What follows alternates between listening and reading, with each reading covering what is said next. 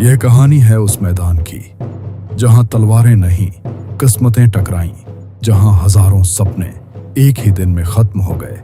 ये है पानीपत, भारत की धरती पर लड़ी गई 3 ऐसी लड़ाइयां जिन्होंने इतिहास की दिशा बदल दी।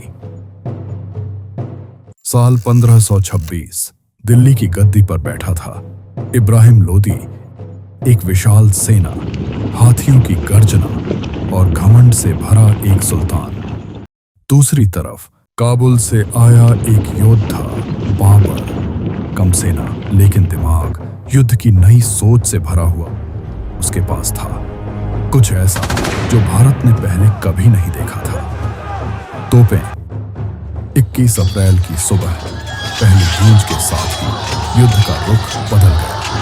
हाथी बेकाबू हो गए, सैनिक डर गए और कुछ ही घंटों में इब्राहिम लोदी मारा गया। उस दिन एक साम्राज्य खत्म हुआ और जन्म हुआ मुगलों का।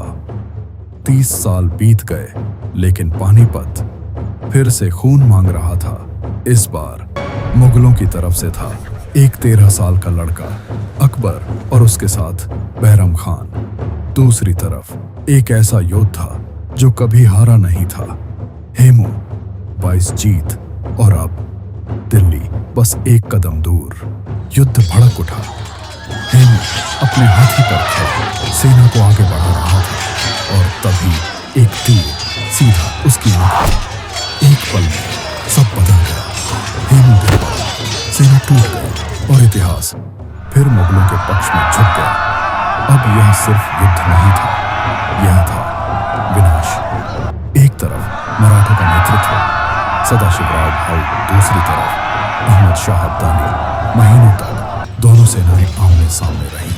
भूख, प्यास और थकान मराठों को अंदर से तोड़ रही थी। 14 जनवरी 1761 इतिहास की सबसे खून खराबे वाली सुबह। लाखों नहीं लेकिन हजारों जान एक ही दिन में खत्म। मराठे हार गए। पानीपत, जहां हर जीत हजारों मौतों की कीमत पर मिली, जहां हर हार एक नए इतिहास की शुरुआत बनी।